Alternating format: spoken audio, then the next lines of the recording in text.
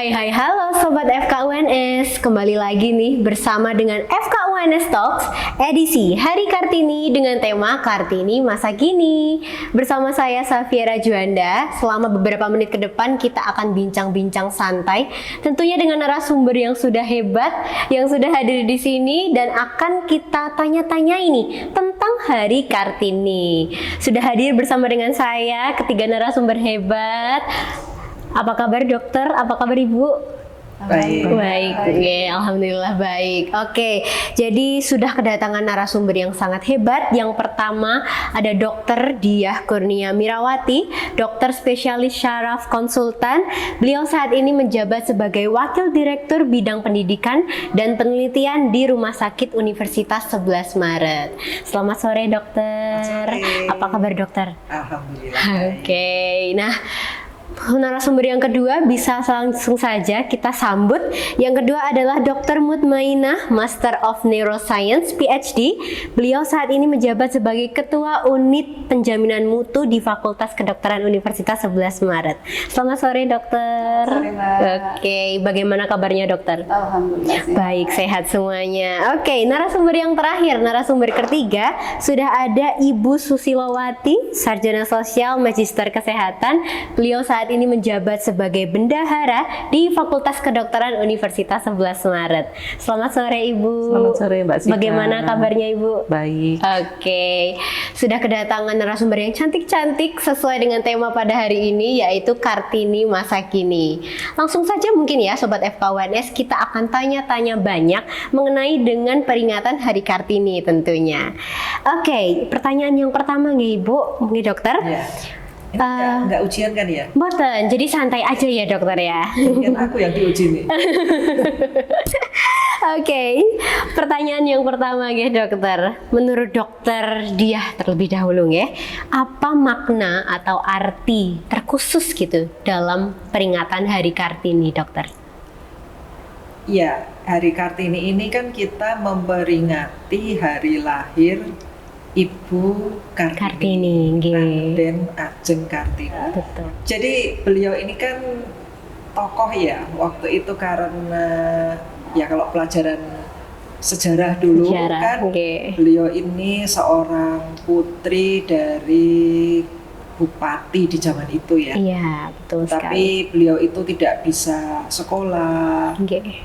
Sekolah hanya terbatas. Setelah itu langsung dinikahkan ya sama orang tuanya itu. Benar. Dinikahkan dengan bupati juga. Nah ini kan untuk memperingati bagaimana seorang perempuan itu juga mendapatkan hak untuk belajar, untuk mendapatkan hak mengaktualisasikan diri. Betul. Ya.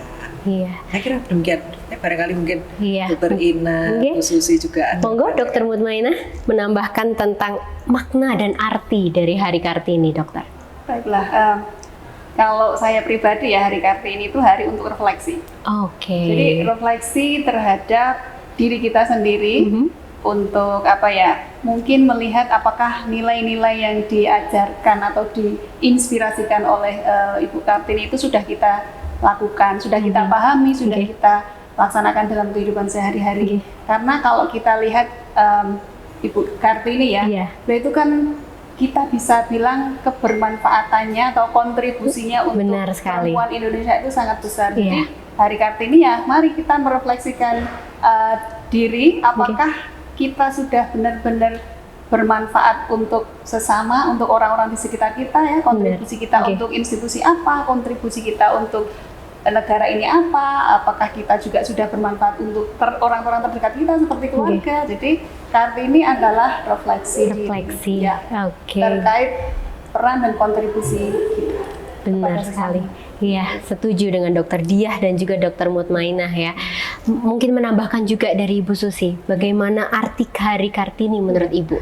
Kalau makna dari Hari Kartini, Kartini itu adalah simbol perjuangan perempuan Indonesia. Iya, benar sekali. Simbol perjuangan perempuan-perempuan di Indonesia. Coba kadang-kadang saya berpikir ya dokter ya, bagaimana perempuan zaman sekarang kalau zaman dulu itu nggak ada Ibu Kartini gitu, yang memperjuangkan emansipasi wanita, yang memperjuangkan hak-hak wanita, terutama hak dalam bidang pendidikan begitu. Lanjut ke pertanyaan kedua, nggih. Pertanyaan kedua, menurut dokter dan juga Ibu, kalau Kartini masa kini itu seperti apa? Mungkin dari Dokter Mutmainah.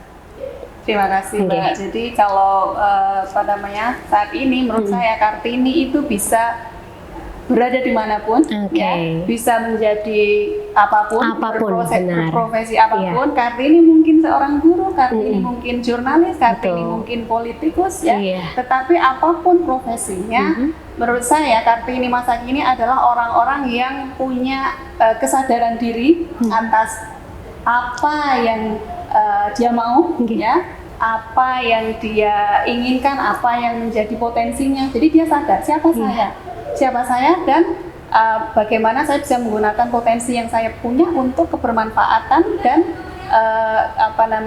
kebaikan manusia secara umum, ya, terutama yang mungkin untuk Indonesia. Jadi ya apapun profesinya, selama dia mempunyai nilai-nilai perjuangan, tadi sudah disampaikan oleh Bu Susi, Kartini itu kalau zaman dulu kan berjuang untuk bisa sekolah. Betul kalau sekali. Sekarang Kartininya mungkin sudah terdidik semua, ya, cerdas, bahkan mungkin pendidikannya sangat tinggi. Tetapi cerdasnya bukan hanya untuk dirinya sendiri, cerdasnya adalah cerdas yang bermanfaat. Jadi cerdas, kemudian bisa di profesi apapun, dan yang paling penting apa coba? Kalau menurut saya Kartini masa kini, empatinya.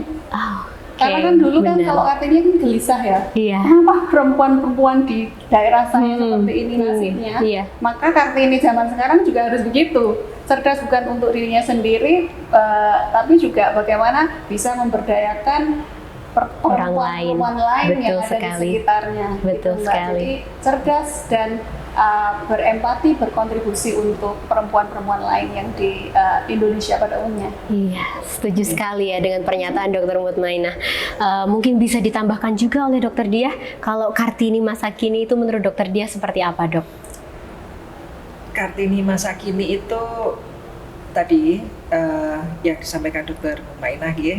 Jadi harus bermanfaat untuk sekitarnya, tetapi tentu saja tadi juga harus berempati terhadap sekelilingnya. Benar sekali, Dok. Tetapi tetap kodrat wanita itu tidak boleh dilupakan. Dalam artian begini, kalau saya pribadi, kalau kita bicara kesetaraan gender misalnya, ya, menurut saya sebenarnya antara laki-laki dan perempuan itu sendiri-sendiri, saling melengkapi, ya kan? Benar. Jadi kalau mau kesetaraan, menurut saya ya memang setara, tidak perlu ada yang merasa lebih, tidak perlu ada yang merasa kurang. Betul. Ya.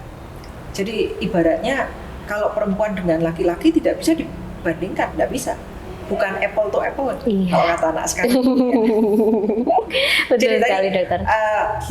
Harus bermanfaat, tetap sebagai wanita. Iya. Dalam artian ya dengan segala kodratnya sebagai wanita. Benar. Setuju sekali dengan Dokter Diah. Tidak ada yang di atas maupun tidak ada yang di bawah. Sama. Saling melengkapi. Laki-laki dan perempuan itu saling melengkapi. Benar sekali. Itu sebenarnya juga value yang diajarkan oleh Kartini, karena kalau kita ingat apa yang disampaikan Kartini, ya, beliau bilang kita wanita tetap bisa menjadi manusia seutuhnya tanpa harus meninggalkan peran sebagai wanita yang sesungguhnya. Betul sekali. Sangat setuju dengan Dokter Diah tadi, ya. Iya. Nah, pernyataan Dokter Diah dan juga Dokter Mutmainah ini menggiring kita ke pertanyaan selanjutnya, ya Sobat FK. Jadi ini langsung saja pertanyaan yang ketiga, bagaimana peran perempuan dalam dunia kerja? Sebagai kita semua sudah tahu, bahwa dokter juga bekerja sebagai dokter, mengajar dan segala macamnya. Bu Susi yang juga mengurusi tentang keuangan dan segala macamnya, dan juga Dokter Mutmainah yang pasti sibuk mengurus dalam dunia pekerjaan. Bagaimana peran perempuan dalam dunia kerja? Mungkin dari Dokter Diah terlebih dahulu. Ya, oke. Saya selalu menyampaikan, ya, terutama kepada karena saya mengajar di PPDS ya. PPDS di situ juga banyak residen perempuan. Saya bilang kalau ketika mereka pamit saya mau lulus dokter, saya sudah selesai pamit, terima kasih bla bla bla. Satu yang saya sampaikan, kalian dulu sekolah nggak ada yang maksa loh ya. Mau sekolah sendiri loh ya. Iya. Artinya mencari ilmu. Sekarang kalian sudah diberi ilmu, itu amanah. Ya. Betul. Nah, amanah yang kalian punyai, yang kalian emban, ya harus diamalkan. Nah, maka kalau saya perempuan bekerja, apalagi sebagai seorang profesional ya, sebagai seorang dokter yang ya waktu itu saya sekolah, saya mencari ilmu, dan saya diberi ilmu. Bekerja itu bagi saya bukan dalam artian tidak selalu bekerja itu mencari uang gitu.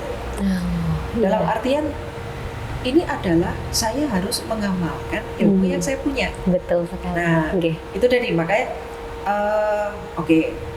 ketika saya mengamalkan ilmu, kemudian saya mendapatkan penghargaan dari apa yang saya kerjakan, nah itu lain perkara. Ya.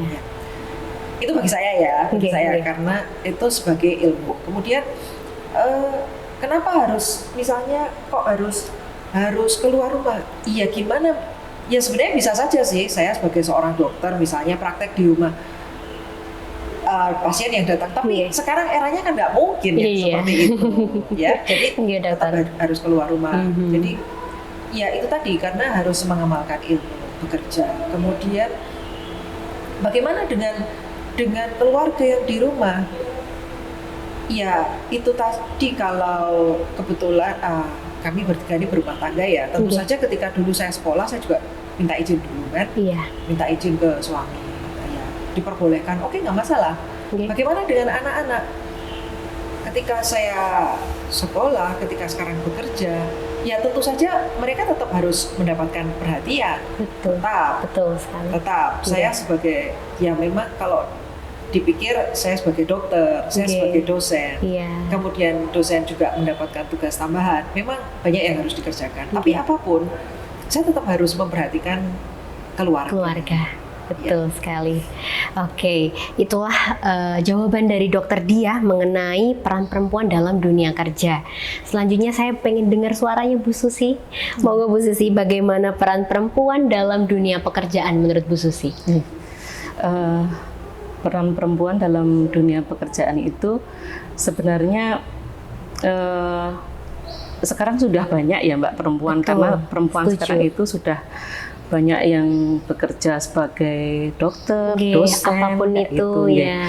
Nah, sekarang yang kita pikirkan itu adalah bagaimana membagi waktu untuk kita bekerja sebagai perempuan dan kita sebagai ibu, istri dan sebagai mungkin ada komunitas yang lain seperti itu. Jadi kita harus pinter-pinter membagi waktunya seperti itu. Itu mana yang kita harus mementingkan dulu, ini pekerjaan ini lebih penting dari ini apa tidak. Jadi kita harus pandai-pandai membagi itu. Setuju sekali ya. Seperti yang kita lihat ya, kita ketahui bersama sebagai ibu, sebagai dosen, sebagai dokter dan juga sebagai yang lain, itu ternyata melekat dalam nama perempuan gitu ya. Jadi harus pintar-pintar membagi waktu, betul sekali kata Bu Susi. Lalu mungkin dari Dokter Mutmainah mau menambahkan tentang bagaimana peran perempuan dalam dunia pekerjaan? Ya, perempuan bekerja. Bukan hanya kerja asal-asalan dong. Iya, betul sekali. Dan jangan menjadikan excuse, saya perempuan, jadi saya nggak bisa berprestasi. Gitu, ya. Jadi kalau kita itu paham Kartini, maka kita justru akan termotivasi untuk berprestasi. Karena kalau kita bandingkan dengan zaman Kartini dulu ya, sekarang perempuan itu punya, istilahnya anak sekarang mungkin privilege. Ya. Bahasa Gen Z. Biasanya tetap celing, terlihat muda. Ya. Punya punya privilege, punya kemewahan berupa apa? Kesempatan untuk berekspresi, kesempatan yang sangat besar, berekspresi, bersuara, berkontribusi terhadap masyarakat. Jadi kalau memang perempuan bekerja, ya tunjukkan bahwa kita memang mampu bekerja, kita bisa menjadi yang terbaik dalam pekerjaan kita. Iya kan ya? Iya, betul. Gitu, setuju sekali. Mempunyai daya saing yang tinggi ya, Bu. Betul, iya. Jadi, kadang kan ada yang mungkin kerja, ya sudahlah kerjaanku ini, aku kerjakan ini, selesai.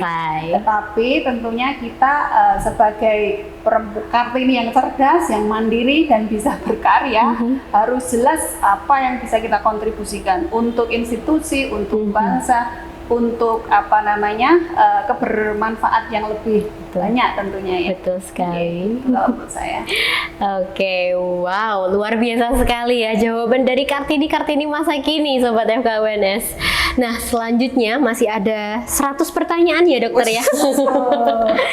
Jadi sabar dulu. Kalau dinilai jadi berapa? Oke, jadi lanjut ke pertanyaan yang keempat nih. Bagaimana ya dokter dan ibu memandang isu kesetaraan gender ya?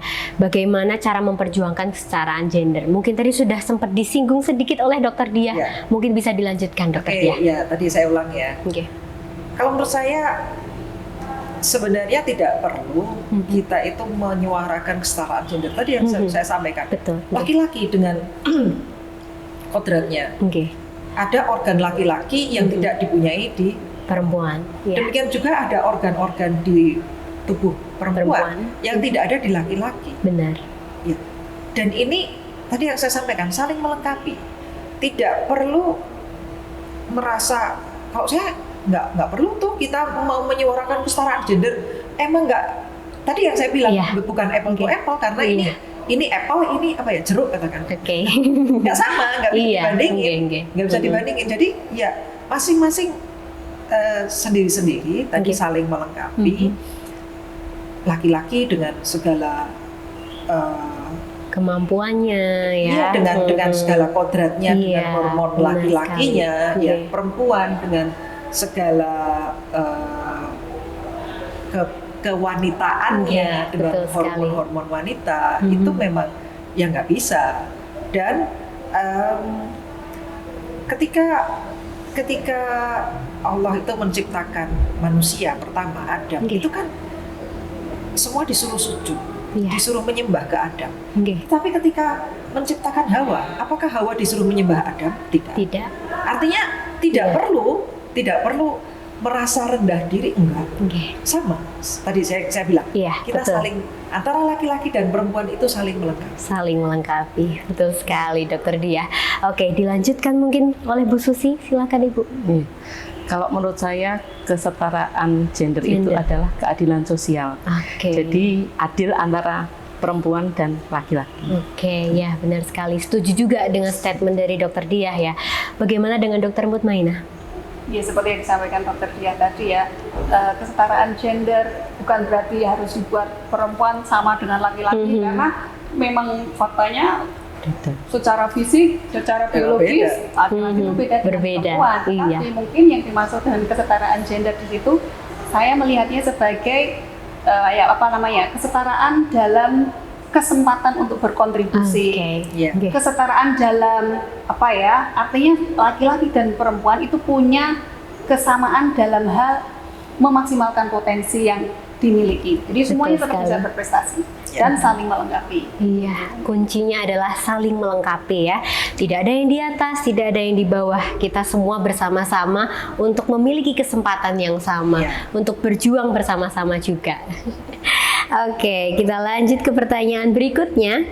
Sebagai perempuan karir nggih, dokter dan juga ibu, bagaimana ibu dan juga dokter membagi waktu nih antara pekerjaan dan peran sebagai ibu sekaligus istri? Menyambung pertanyaan yang sebelumnya tadi nggih. Monggo Bu Susi, bagaimana cara membagi waktu ini Bu? Mungkin pagi di kampus, nah sorenya itu seperti apa, malamnya seperti apa? Bisa bercerita Ibu? Mungkin dalam kehidupan sehari-hari ya Mbak ya. Kalau saya membagi waktu itu begini, kan kalau kerja itu sudah ada waktu yang pasti, nggih. Iya, betul. Jadi misalnya saya meskipun bekerja, tapi saya tetap menjadi ibu, tetap mengerjakan pekerjaan rumah tangga sebagai ibu gitu. Jadi saya kalau bangun itu jam 4 kayak gitu. Terus saya melakukan pekerjaan ya mencuci seperti itu, memasak. Nah, itu sampai jam 5:30. Nah, setelah 5:30 saya mulai mempersiapkan untuk pekerjaan. Seperti itu. Nah, kalau malam itu saya untuk anak-anak dan suami. Seperti itu. Jadi tetap. Padahal malam-malam kalau diganggu pekerjaan ya tetap tetap siap. Harus siap. Harus siap. Nah itu tadi karena pekerjaan itu ya. Jadi ya ada suatu hal yang harus wajib dikerjakan. Jadi kadang-kadang mungkin sedikit kesusahan buatan Ibu kalau misal harus sudah di rumah nih, jamnya sudah bukan jam kerja lagi, tapi harus standby, harus menghadapi pekerjaan. Itu seperti apa Bu Susi? Ya harus tetap kita jalani, Mbak. Kita kan meskipun bekerja itu kan kita sebenarnya sebagai pelayan juga, Mbak. Jadi pekerjaan di sini pun saya menganggap saya sebagai pelayan. Jadi ya tetap harus dilayani. Tetap harus dilayani. Meskipun di luar jam kerja, nggih, Dok.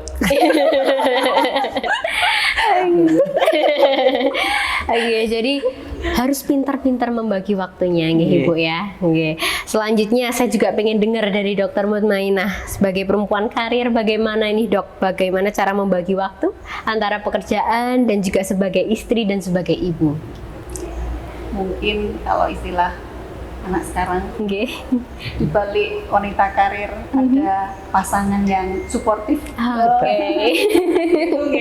Jadi sebenarnya kita kan perempuan karir yang berkeluarga, kita tidak hidup sendiri.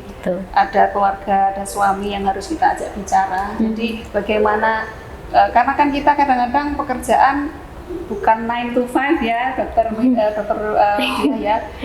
Sebenarnya sih jam 9 to 9. Jam 8 sampai jam 4 ya, tapi kadang-kadang pekerjaan kita kan tidak terbatas waktu ya. Dalam hal seperti ini, maka komunikasi dan kesepakatan kerjasama antara wanita yang berkarir dengan suami, dengan anak-anak itu menjadi sangat penting. Saya sendiri merasakan betapa dukungan keluarga, dukungan suami itu sangat penting ketika saya sekolah.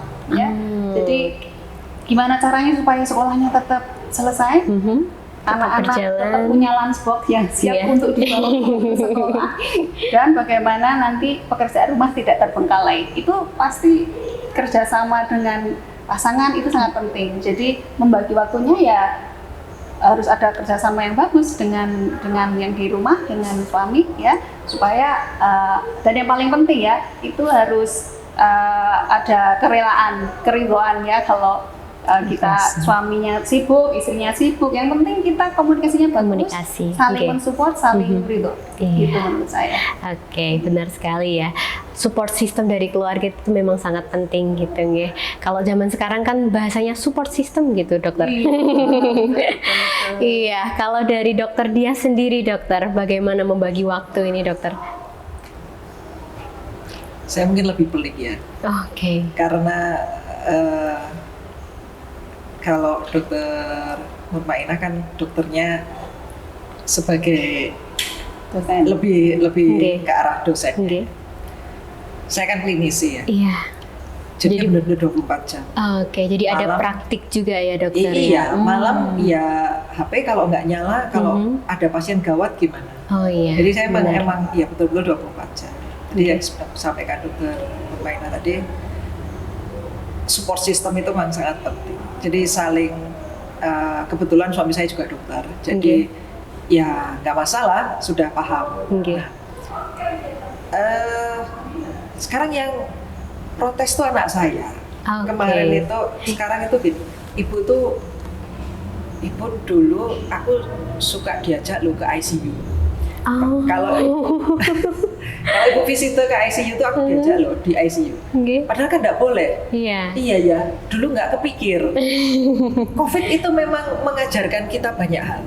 Sebenarnya di balik bencana, ada hikmah itu memang betul. Mengajarkan banyak hal. Iya, saya dulu waktu saya masih anak-anak masih kecil, ya kalau minggu saya visite, ya di tengah sambil jalan kemana pergi, nanti ini ya ibu terakhir nanti ke rumah sakit. Mereka pertanyaannya adalah pasiennya ibu berapa? Pasien baru berapa? Pasien lama berapa? Estimasi waktu. Iya betul. Karena kalau yang pasien baru pasti akan memerlukan waktu lebih lama. Saya harus memeriksa lebih lama, memberikan edukasi ke keluarganya dan sebagainya. Jadi mereka akan memperhitungkan. Jadi kalau misalnya kira-kira agak banyak, ya udah ibu di drop. Mereka tinggal dulu kemana, main dulu kayak apa kayak gitu sama bapaknya. Gitu. Ya itu memang tadi support system itu ya, kerjasama. Ya nyatanya anak saya 3, yang 2 masuk kedokteran, artinya kan saya bukan role model yang jelek, bukan sesuatu yang jelek bagi mereka, artinya profesi saya kemudian aku nggak mau jadi dokter kayaknya kalau lihat ibu kayak gitu. Enggak juga, artinya ya alhamdulillah mereka tidak memandang profesi saya menjadi sesuatu yang menakutkan. Betul sekali. Jadi support system itu, dan sebenarnya tidak hanya keluarga kecil ya Dokter Mutmainah ya, tidak hanya keluarga inti, maksudnya suami dan anak-anak, tapi juga orang tua. Maka kalau kata orang dulu simbah tinggo tambah, itu memang betul. Jadi waktu saya sekolah spesialis, saya sama suami barengan sekolah. Ya orang tua saya yang menjaga. Yang anak-anak. Kalau misalnya saya lagi ujian ya, namanya lagi ujian ya kayak gitu ya, itu saya ungsikan biar auranya nggak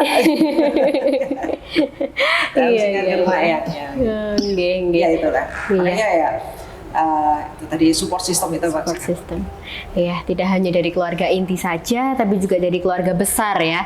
Dari eyangnya juga ikut mensupport, mungkin dari sepupu-sepupunya ya, mungkin dari bude atau pade, tante, omnya itu juga ikut ya, bersama-sama lah ya, menjaga gitu. Oke, sekarang menuju ke pertanyaan yang saya akan tanyakan satu persatu. Mungkin yang pertama untuk Dokter Mutmainah terlebih dahulu ya, Dokter. Dokter Mutmainah ini ternyata ya Sobat FKUNS merupakan salah satu alumni dari universitas di luar negeri yang sangat bergengsi di Australia. Jadi mungkin dokter tahu banyak tentang kehidupan di luar negeri begitu ya dokter ya. Mungkin bisa diceritakan dokter bagaimana orang di luar negeri itu memandang kedudukan sebagai perempuan. Apakah sama seperti di negara kita atau ada spesialis khusus mungkin diperlakukan dengan baik atau diberikan fasilitas yang lebih gitu. Mungkin bisa bercerita dokter seperti apa? Mulai dari apa yang saya lihat mungkin ya selama sekolah ya. Jadi mungkin kan banyak orang berpikir bahwa perempuan itu urusannya ya domestik gitu ya. Iya. Sekarang mungkin sudah beda ya pemikiran itu, termasuk di Indonesia saya kira juga sudah bergeser, tidak lagi seperti itu. Tapi saya kira itu masih hal yang ada di banyak pikiran orang seperti itu. Nah dulu waktu saya S2 saya ingat, karena saya kan bawa anak waktu itu masih 6 bulan umurnya, jadi masih imunisasi gitu ya. Nah itu ada yang menarik, waktu saya antar anak saya ke ke tempat untuk imunisasi itu, saya banyak menemui bapak-bapak yang di situ membawa anak-anaknya untuk imunisasi. Oh jadi yang mengantar imunisasi malah ayahnya, bapaknya. Oke. Ada bagusnya juga.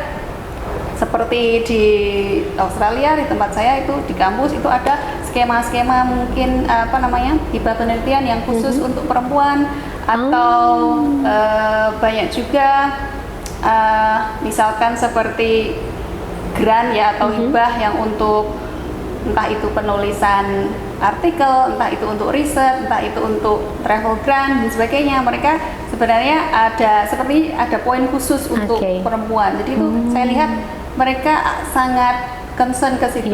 Jadi mungkin nanti juga bisa diadopsi juga di sini. Gitu. Jadi keterwakilan perempuan dan sepertinya ada poin khusus kalau aplikan dari suatu entah itu beasiswa atau grant atau jenisnya itu perempuan. Jadi kadang seperti itu ada poin plusnya di situ.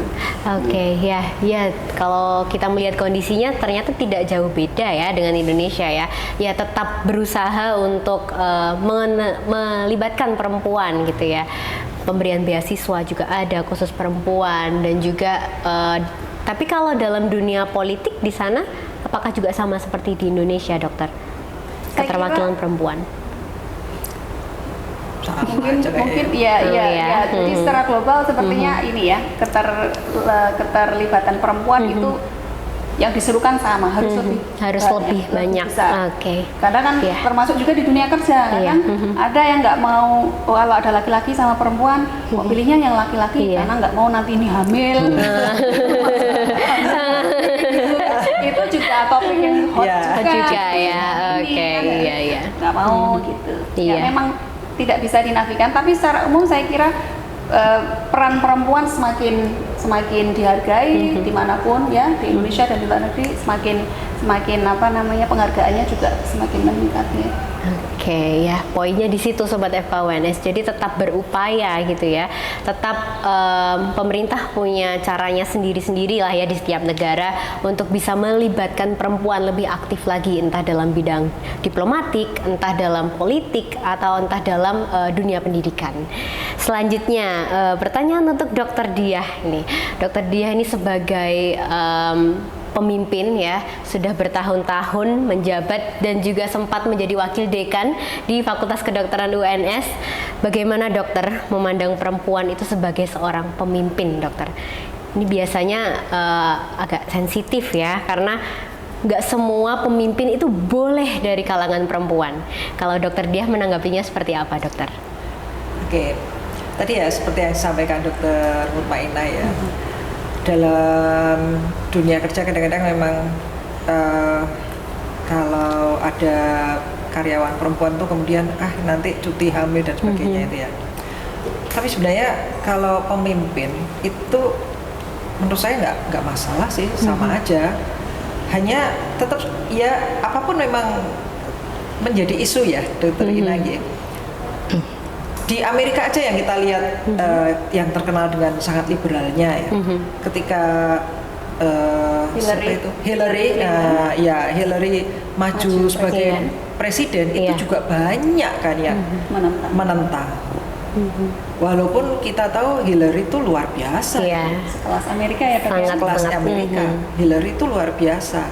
Istrinya Obama, Michelle Obama itu juga orang pintar. Ya kan? Iya, kalau kita kembali ke Indonesia, menurut saya kita sudah pernah punya presiden wanita, Ibu Megawati.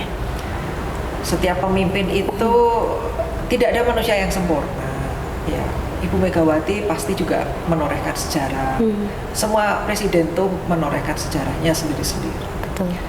Jadi sebagai perempuan, sebagai pemimpin memang tidak bisa dipungkiri, tidak bisa dinafikan ada hormon-hormon wanita itu memang yang kadang-kadang sifatnya wanita pasti lebih keibuan itu kan ya, lebih penyayang. Mungkin laki-laki dengan hormon laki-lakinya lebih tegas dan sebagainya. Tapi bukan berarti kan kita memimpin itu selalu dengan ketegasan.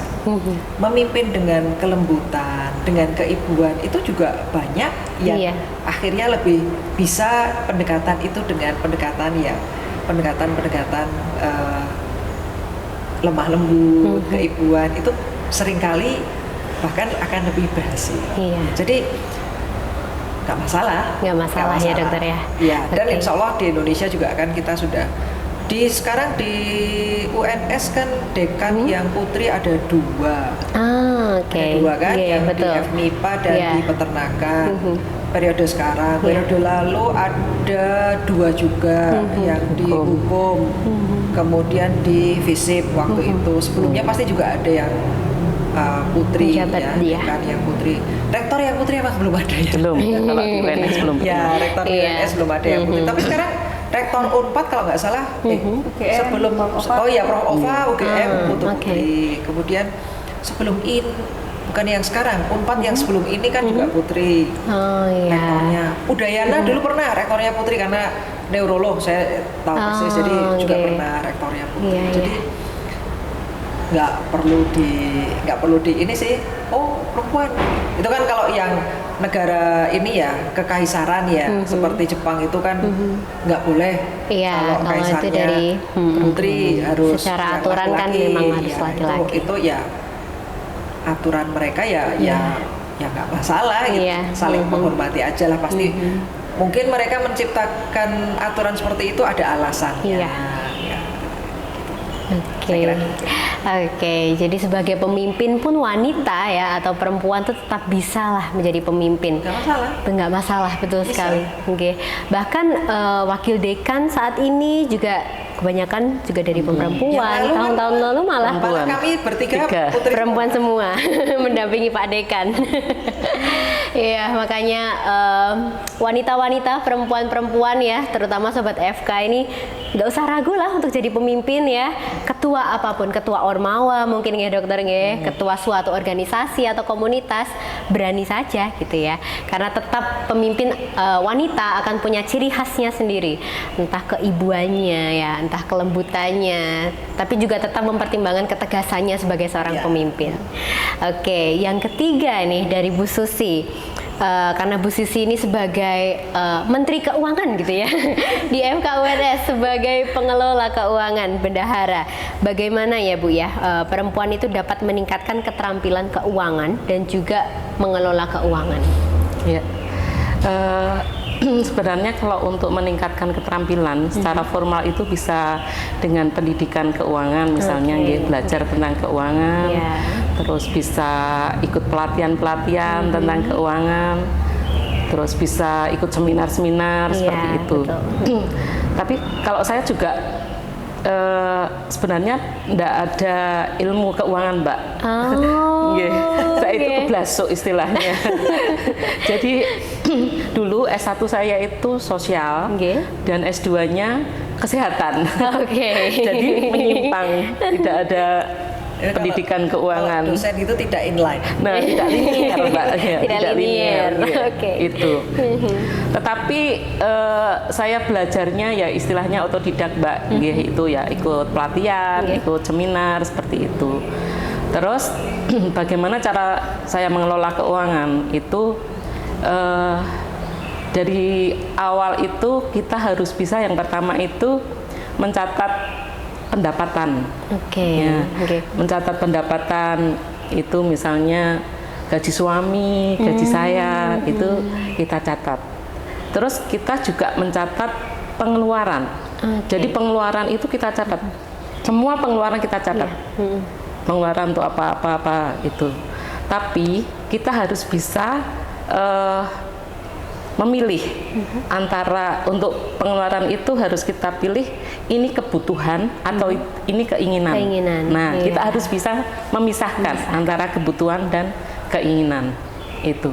Jadi kalau misalnya kebutuhan, memang kebutuhan untuk kebutuhan sehari-hari itu harus kita prioritaskan.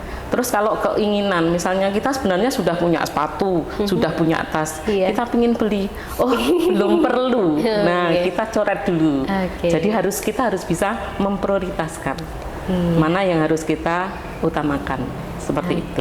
Iya, kalau itu dalam bidang keuangan ya, betul sekali apa yang disampaikan Bu Susi. Nah, kadang-kadang tuh malah perempuan itu lapar mata, Bu. Saya sendiri juga malahan kalau ada barang bagus dikit aja itu kayak pengen beli gitu loh rasanya tuh. Betul, betul Mbak. Makanya kita harus bisa ini tadi memilah antara kebutuhan dan keinginan. Itu yang penting. Ya, terima kasih Bu Susi pencerahan tentang keuangan ya untuk Sobat FKUNS juga ini untuk tips-tipsnya dari Bu Susi. Nah, menuju pertanyaan terakhir karena tidak terasa sudah hampir 100 jam kita di sini. Untuk penutup sekaligus bagaimana ini mungkin dari mana saja boleh, dari Dokter Diah juga boleh, bagaimana perempuan dapat menjadi role model dan inspirasi bagi generasi-generasi muda zaman sekarang, Dokter? Ya, baik. Ya, kalau saya saya pribadi ya. Kalau saya melakukan sesuatu atau saya karena saya guru, saya dosen, atau saya sebagai orang tua, kalau saya nyuruh mahasiswa, saya harus bisa mengerjakan itu. Saya nggak akan nyuruh kalau saya nggak bisa. Ya, artinya harus konsekuen. Itu yang kalau itu saya pribadi. Apa yang saya lakukan, ya itu yang saya omongin. Kalau saya nggak melakukan, saya omongin. Omdo kan, omong doang. Nggak, bagi saya yang penting bagi saya adalah konsekuen dan konsisten. Itu yang saya menstimulasi diri saya sendiri seperti itu. Saya harus konsekuen dan konsisten. Misalnya, tadi yang seperti disampaikan Bu Susi tadi ya, kebutuhan dan keinginan, ya seperti itu juga. Jadi misalnya saya bilang ke mahasiswa PPDS ya, ya jangan kalian melihat saya sekarang. Saya sudah bawa mobil, misalnya mobil saya ya lumayan cukup enak. Ya jangan kalian melihat saya sekarang. Kalian masih sekolah. Lihat ketika saya masih sekolah dulu, saya kayak apa. Ya itu, jangan bandingin tadi. Ya kalau membandingkan tuh segala sesuatu nggak bisa, kalau harus apple to apple kan, harus yang sebanding. Makanya itu, sehingga kalau misalnya saya misalnya nyuruh kalian nggak boleh nyuruh adik-adiknya. Kalau bisa lakukan sendiri, lakukan. Ya itu yang saya lakukan seperti itu. Karena apa? Saya pernah suatu ketika ada pembicara dari luar negeri ya, dari kalau nggak salah dari Belanda waktu itu. Ada suatu mini simposium. Mereka mau mencari saklar, mau menyalakan lampu ya. Cari sendiri saklarnya di mana. Jalan. Nyalain sendiri. Batinku waktu itu ini kalau senior saya, "Dek, tolong nyalain lampu." Iya. Mau perlu meja, angkat meja sendiri, kursi angkat sendiri. Itu saya, oh iya ya, seperti itu ya. Jadi nggak asal menyuruh. Nah itu yang kemudian itu, oh ya, itu yang saya konsekuen dan konsisten. Jadi kalau bisa apa-apa melakukan sendiri, lakukan. Nggak usah terlalu banyak minta tolong, lakukan sendiri. Tapi kalau memang perlu bantuan. Bukan berarti apa-apa bisa kita kerjakan sendiri, enggak. Kita nggak mungkin nantinya segalanya bisa kita lakukan sendiri, enggak juga. Tetapi kalau saya sekali lagi itu tadi konsekuen, konsisten, dan saya tidak ingin merepotkan orang lain. Kalau itu saya seperti itu. Inspirasi dari Dokter Diah ya. Konsisten dan konsekuen.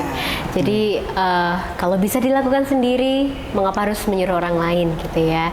Tapi juga tetap bersadar bahwa kita ini kalau sendirian juga tidak bisa menjadi apa-apa ya. Nggak mungkin kita bisa hadir di sini gitu. Jadi tetap membantu orang lain dan juga membutuhkan bantuan dari orang lain. Selanjutnya mungkin dari Dokter Mutmainah. Dokter, bagaimana perempuan dapat menjadi role model dan juga inspirasi bagi generasi muda zaman sekarang? Mungkin ini ya, saya teringat suatu hari ada mahasiswa S1 di sini yang WA saya. Dokter, saya sudah selesai S2 di UK. Saat ini saya diterima PhD di Jepang. Kemudian saya oh ya selamat dan sebagainya. Tapi apa yang membuat saya merasa terenyuh gitu ya. Dokter, saya dulu ngobrol dengan dokter di sana waktu itu begini. Saya terinspirasi atas apa yang disampaikan oleh dokter. Jadi saya juga tergerak untuk cari beasiswa, sekolah ke luar negeri, ambil S2, ambil S3 dan sebagainya. Jadi setelah itu saya berpikir, hati-hati dengan apa yang kamu sampaikan dan apa yang kamu katakan. Betul sekali. Kita tidak pernah tahu omongan kita yang mana yang akan masuk dan melekat ke hati dan pikiran orang yang kita ajak bicara. Betul sekali. Makanya setelah kejadian itu saya, iya juga ya, benar-benar. Jadi walaupun bagaimanapun juga ya, saya kan dosen ya. Banyak mahasiswa yang melihat saya. Jadi kalau saya mengatakan A, ya sebisa mungkin saya juga melakukan A, ya. Termasuk misalnya aturan masuk jam 7.50, ya. Banyak yang telat misalnya. Saya selama ini bukan berarti saya tidak pernah telat, saya pernah telat, ya. Tetapi kebiasaan saya itu, saya kalau misalkan mau datang terlambat, entah itu karena disengaja karena ada hal lain yang harus saya kerjakan, atau karena tidak disengaja misalnya saya macet di jalan, kebiasaan saya, Dek, saya nanti akan terlambat. Kalau misalkan tutorial, tolong dimulai dulu ya. Atau kalau janjian, nanti saya terlambat ya, datangnya jam sekian. Jadi seia sekata antara yang dilakukan dengan yang disampaikan, lakukan. Jadi ternyata hal-hal kecil seperti itu besar sekali ya impact-nya. Makanya termasuk untuk anak-anak juga, ya. Kadang juga, Mama kok kerja terus sih gitu ya, kadang ya. Tapi saya merasa secara tidak langsung saya mengajarkan kepada mereka bahwa Mama diberi tugas. Mama, kewajiban Mama harus menyelesaikan tugas. Jadi nggak boleh rebahan terus karena ada hal yang harus dikerjakan. Secara tidak langsung saya berharap saya menjadi role model untuk anak-anak saya bahwa oke, kalau kamu punya kewajiban, kerjakan. Harus dikerjakan. Usah tunggu besok. Gitu Mbak. Mungkin kalau dari yang sehari-hari saya lakukan seperti itu. Iya, benar sekali ya. Kalau dari Dr. Mutmainah sendiri ini harus konsisten ya dengan apa yang diucapkan, dengan apa yang dilakukan gitu. Karena tadi juga malah mungkin perkataan dokter yang mana juga masih ingat atau sudah lupa dokter perkataan dokter yang tadi disampaikan oleh mahasiswa. Dengan mahasiswa kan suka ngobrol. Deh, gini aja kamu nanti bisa opsinya nanti kalau sudah lulus bisa begini stepnya apa kalau kamu pengen begini. Ternyata memang mereka menyerap itu. Berdampak besar itu ya untuk kita pikir mungkin ya memang tugas saya seperti itu kan. Ternyata itu bermanfaat sekali untuk mahasiswa. Buat mereka itu inspiring. Jadi you never know when and how you will inspire people. Betul sekali. Jadi ya senang sih karena ada yang terinspirasi. Iya, jadi juga hati-hati dalam berucap ya, karena sedikit saja melukai hati orang lain itu juga kebalikannya pasti akan selalu diingat juga selama hidup gitu ya dokter. Oke, terakhir dari Bu Susi, bagaimana ibu perempuan itu dapat menjadi role model dan juga inspirasi bagi generasi muda? Seperti yang dikatakan Dokter Diah dan Dokter Mutmainah, kita itu harus menunjukkan tindakan kita yang nyata, yaitu jujur, bertanggung jawab, dan konsisten. Seperti itu. Ya, karena Bu Susi sendiri dalam bidang keuangan ya Bu ya, terkait dengan kejujuran itu pasti yang nomor satu. Kita semua pasti juga tahu hal itu ya Sobat FK. Sobat FK, tidak terasa sudah lama sekali berbincang-bincang di sini. Saya ucapkan banyak terima kasih kepada Dokter Diah dan juga Dokter Mutmainah, kepada Bu Susi sudah meluangkan waktunya untuk bisa ngobrol-ngobrol kali ini. Terima kasih juga kepada Sobat FK yang sudah setia dari awal sampai akhir mendengarkan dan juga melihat video episode kali ini. Nantikan video-video lainnya di YouTube Fakultas Kedokteran UNS. Saya Safira Juanda pamit undur diri. Terima kasih dan sampai jumpa.